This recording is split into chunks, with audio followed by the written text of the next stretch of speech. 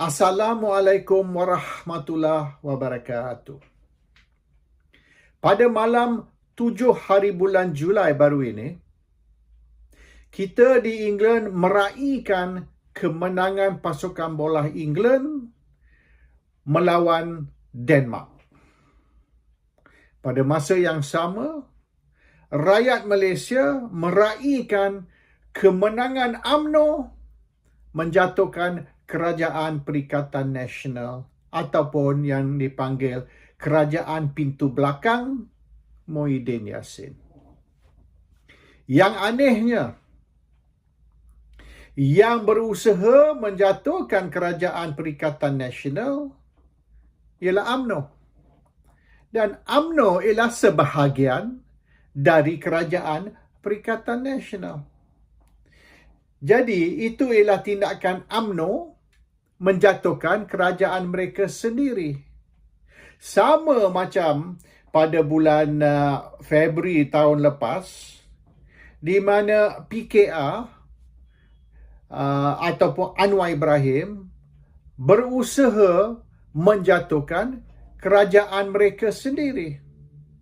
Jadi yang menjatuhkan kerajaan Pakatan Harapan ialah Pakatan Harapan.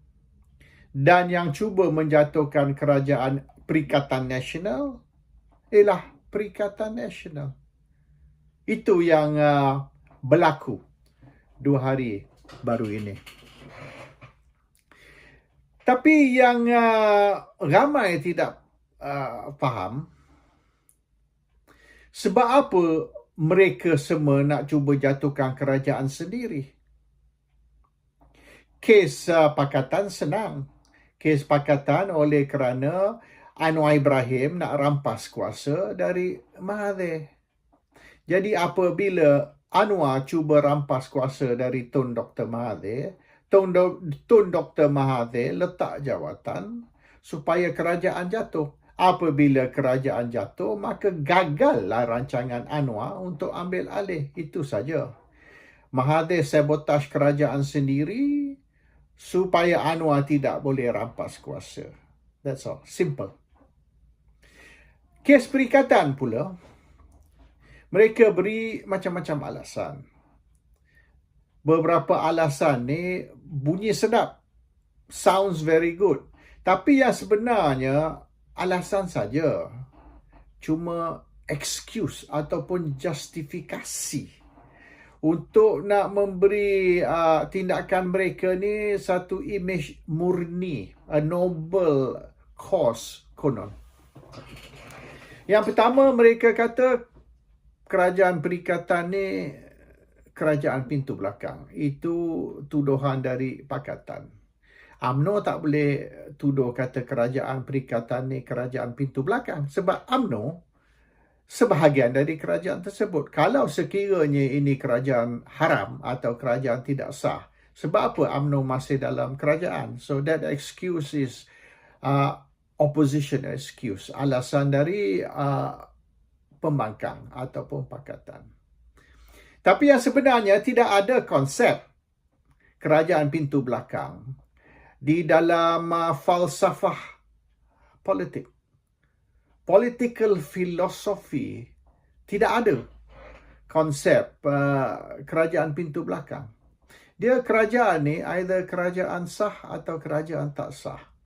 Kalau macam di Thailand misalan, tahun 2014, apabila berlaku penggolakan politik di antara Yingluck dengan musuh beliau, maka oleh kerana golakan politik, mereka tunjuk perasaan di jalan raya, dan saya ada di Thailand tahun 2014. Saya pun menyertai demonstrasi tersebut. Saya pergilah, tapi saya bukan anti Yingluck. Saya yang sebenar pro. Saya sokong dia. Tapi saya pergi tengok, saya duduk di dalam kumpulan anti Yingluck yang telah berdemonstrasi untuk cuba menjatuhkan kerajaan. Akhirnya kerajaan jatuh. Dan apabila kerajaan jatuh, tentera rampas kuasa.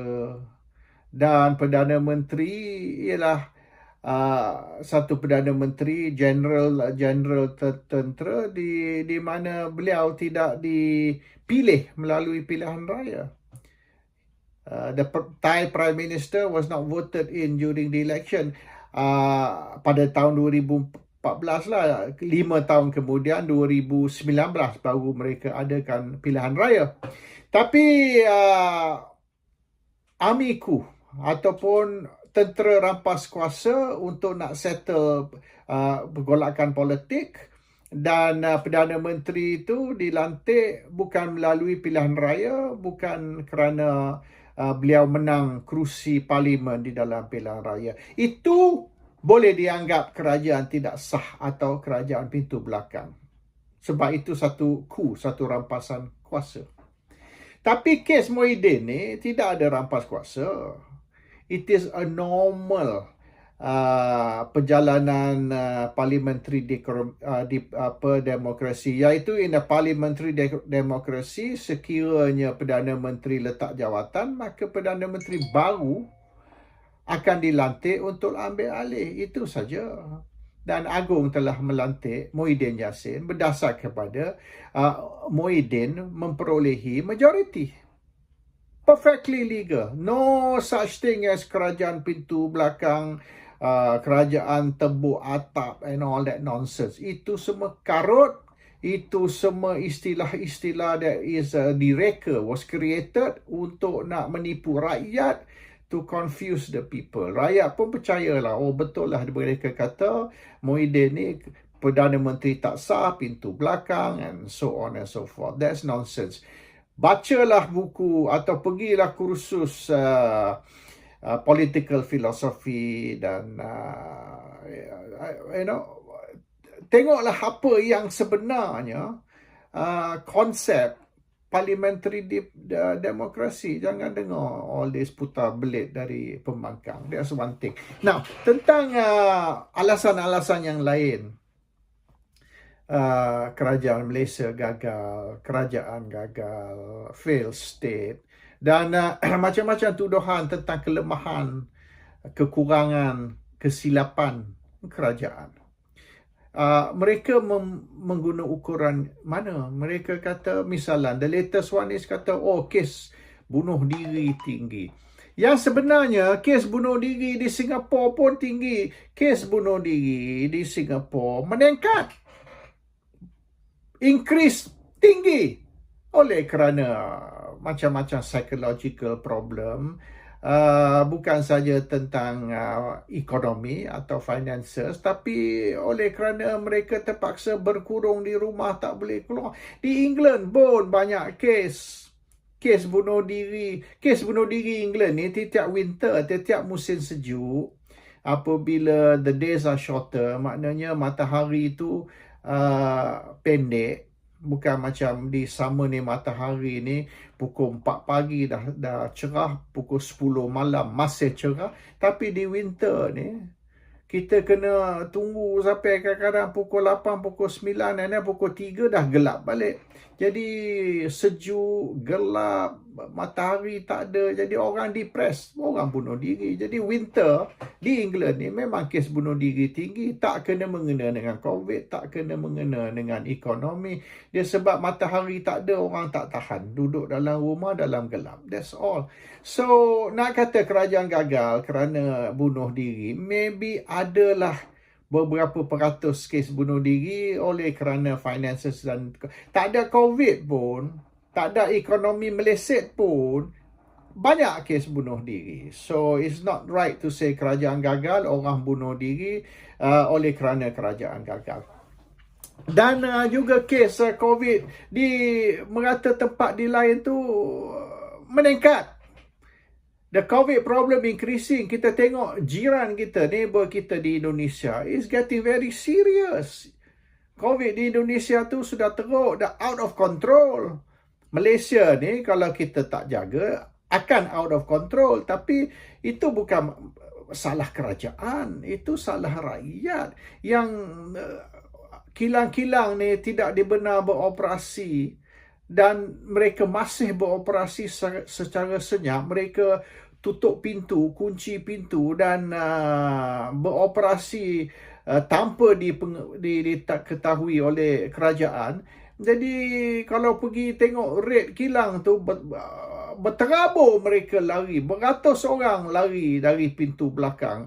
So they are all inside. Kilang-kilang ni tutup, tapi di luar nampak tutup, di dalam tak tutup, di dalam masih beroperasi. Inilah punca COVID. In fact, the majority of COVID punya case is at the working place, tempat kerja.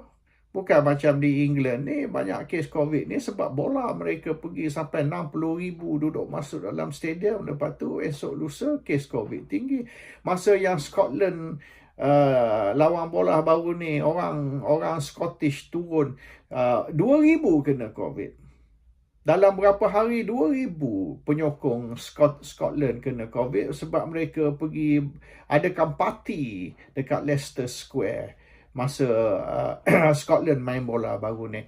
So, dia ada sebab. Tapi sebabnya bukanlah kata Boris Johnson perlu letak jawatan kerana 2,000 orang Scotland kena COVID. Yang orang Scotland ni pergi turun beramai-ramai duduk berkemah dekat Leicester Square, London tu dan berparti, minum sampai subuh, berparti di situ. Siapa suruh? Bukan COVID, bukan Boris Johnson yang suruh. Sampai polis nak cuba lerai dia orang, polis nak cuba break up the crowd, dia orang lawan dengan polis tu, bertumbuk dengan polis. Jadi macam mana kita nak control? So not everything is government's fault. So the issue ni, alasan-alasan yang diberi ni, yang sebenar banyak bohong. All these excuses tentang sebab apa kita perlu jatuhkan kerajaan, sebab apa kita perlu jatuhkan Muhyiddin oleh kerana ini dan ini, is all nonsense. Yang sebenarnya, kita dah cerita tentang sebab apa Pakatan marah. Pakatan marah dengan Muhyiddin sebab Pakatan hilang kuasa. That's all. Hanya 22 bulan memerintah, lepas tu apabila Anwar nak cuba gulingkan Mahathir, kerajaan jatuh dan mereka salahkan Muhyiddin. Apabila Anwar ni ada konspirasi nak menjatuhkan Mahathir, sebab apa pula Muhyiddin yang disalahkan? Agong lantik Muhyiddin kerana kerajaan jatuh dan Muhyiddin mempunyai majority. It's not Muhyiddin's fault that he happens to have majority. UMNO pula. Apa sebab UMNO? Alasan UMNO nak jatuhkan Muhyiddin, dia kes dia senang. Selepas kerajaan dibentuk 1 hari bulan Mac tahun lepas, Zaid pergi jumpa Muhyiddin. Zaid Hamidi jumpa Muhyiddin dan bagi tahu Muhyiddin, minta Muhyiddin tolong campur tangan, interfere di dalam mahkamah. Zaid nak mahkamah tu ataupun Attorney General, Peguam Negara, tarik balik kes-kes jenayah terhadap orang UMNO, termasuk juga Najib, Rosma dan Zaid sendiri dan beberapa orang lagi.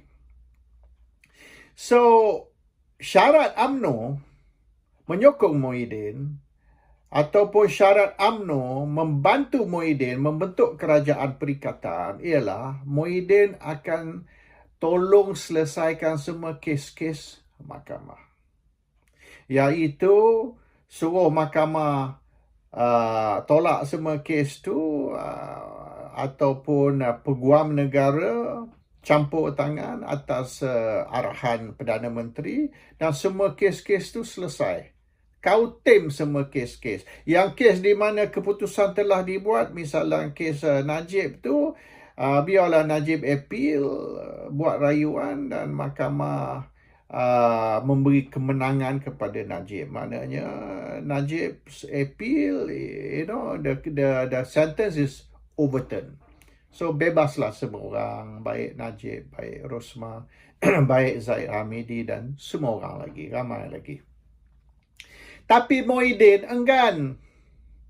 Muhyiddin tidak mau campur tangan di dalam urusan mahkamah. Muhyiddin tidak mau telefon Peguam Negara, arah Peguam Negara, tarik balik semua kes macam masa Pakatan dulu. Pakatan dulu, masa mereka memerintah, mereka lantik Tommy Thomas sebagai peguam negara.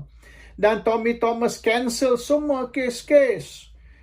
Kes Guan Eng di rumah dia dan banyak lagi kes yang Tamil Tigers tu. Ada berapa belas kes melibatkan orang Pakatan. Tommy Thomas cancel semua kes tu. Tarik balik semua kes tu. Drop all the charges. Tommy Thomas buat macam tu. Jadi banyak kes-kes tu was buried. Dikuburkan. Apabila Pakatan memerintah dan Tommy Thomas peguam negara. Jadi, UMNO nak suruh Muhyiddin buat yang sama. Suruh peguam negara cancel semua kes, bury all the case, kuburkan semua kes. Dan mana kes yang dah putus oleh mahkamah, beri kemenangan semasa rayuan, then all the UMNO people will be free. No more criminal case. Muhyiddin tak mahu. Dan saya ada cakap dengan orang Muhyiddin lah. Sebab apa? Benda ni senang je. Pakatan buat dulu kan. Bila Pakatan memerintah, mereka lantik peguam negara baru, semua kes-kes melibatkan orang Pakatan, beberapa belas kes, dia cancel saja. They kill all the case, bury all the case. Sebab apa Muhyiddin tak boleh buat yang sama? Kalau Pakatan boleh buat, takkanlah Perikatan tak boleh buat. Semua kes-kes yang melibatkan kawan kepada kerajaan, penyokong-penyokong kita, pemimpin-pemimpin yang boleh katakan di dalam parti kerajaan, cancel all the case. Tak kisahlah yang Najib punya case, Rosmal punya case, Zaid's case dan banyak lagi, saya tak mau sebutlah semua nama. Cancel all the case. And everything will be okay. Muhyiddin tak mau. Muhyiddin kata itu salah guna kuasa. Dan orang dia beritahu kata dah susah dah kita pujuk Muhyiddin. Banyak kali kita pujuk Muhyiddin. Kalau nak selesai kemeluk politik ni, this political crisis ni, senang aja. Tarik balik semua kes-kes melibatkan pemimpin UMNO and that's the end of the political problem. Aman damai di dalam Perikatan Nasional. Muhyiddin kata no, that salah guna kuasa. And sekira dia buat, benda ni akan diketahui. Akhirnya, cerita dia akan keluar. Dan Muhyiddin akan dikutuk. Muhyiddin akan dituduh salah guna kuasa lah, penjenayah lah, ini dan itu. So Muhyiddin kata, serah kepada mahkamah. Kalau mereka betul tidak bersalah, kalau betul lah mereka ni victim, ataupun mangsa politik, maka mahkamah akan memutuskan yang mereka tidak bersalah. Tapi kalau dah mahkamah memutuskan mereka bersalah, kita nak buat macam mana? We cannot order the judge or order the court or order the attorney general to cancel the case semata-mata kerana kita nak tolong kawan kita supaya kawan kita ni remain kawan, tidak bertukar menjadi lawan.